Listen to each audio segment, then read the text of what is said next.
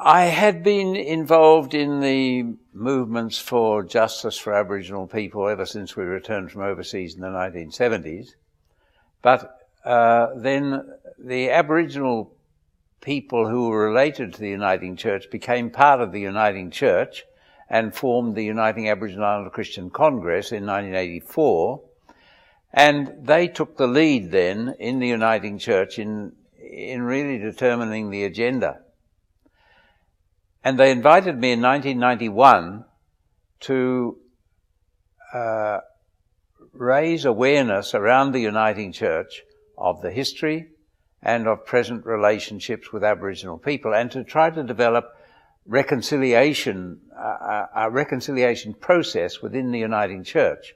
So I travelled around, all around Australia actually, trying to link Uniting Church groups with local Aboriginal people. Wherever I went, Aboriginal people told me about massacres that occurred in their area. And so I came back and reported to the committee, which was largely Aboriginal people, what I'd heard. This was in 1998, early in 1998. And I said, I think we ought to go and visit one of the massacre sites and explore the significance for how we relate to one another within the church. I said that I thought we ought to go and visit one of the massacre sites together and hold a conference there to explore the significance and what it means for our relationship that this violence occurred between our peoples over a long time. And Sue Blacklock said, why don't you come to Myall Creek? Sue was a descendant of the people who were massacred at Myall Creek. So for the next few months I travelled around the district up there. I met with Aboriginal groups, some of them descendants of those who were massacred, others in the Uniting Church and in the wider community. And we planned a conference for the long weekend in October 1998. It was a Uniting Church conference, but many other people joined because they were concerned about this issue. So some of the local people who had been involved in exploring the background to the massacre and had amassed a great deal of material and been involved in various efforts at commemorating that event over many years, they joined us. And at the end of the weekend, the conference decided we must build a memorial. So the planning began. It consisted of a small working group of about a dozen people, approximately half of them Aboriginal and half of them others. And then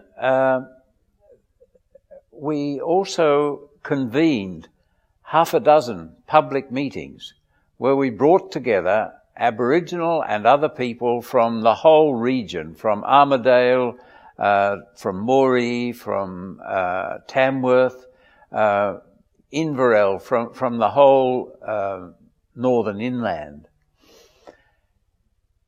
And we must have met, I think, 10 times in the next 18 months and determined what we wanted by way of memorial. From the beginning, Ted Stubbins said, we want a centre where the history is commemorated. It needs to be a national monument size. We said, well, we must do it in stages. So we decided that in the first stage we would erect a stone memorial near the site of the massacre and a path winding to it with half a dozen stones recording the history leading up to the massacre.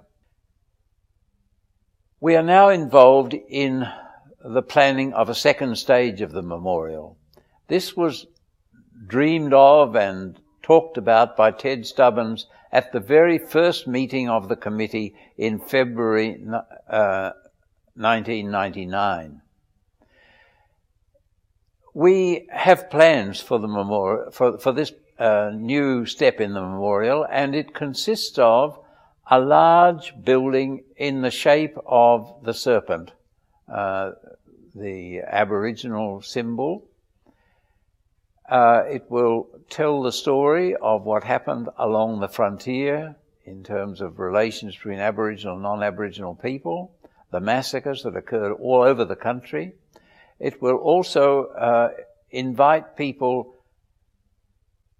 to become part of the journey of reconciliation, so that people will enter the building at one end and hear the history of this massacre and then of other massacres, but then be invited to commit themselves to the movement for reconciliation. Where to from here in terms of reconciliation and full participation of Aboriginal people in the society? I think we have a great opportunity in the present process of recognition in the Constitution. I'm afraid that we may miss the opportunity. For Aboriginal people, it is important that the history be acknowledged, but some recognition of the prior ownership of the land by Aboriginal people, or a relationship between Aboriginal people and the land, which has never been adequately acknowledged in our documents. So I'm hopeful that we will take enough time to explore how we might articulate that in our national documents.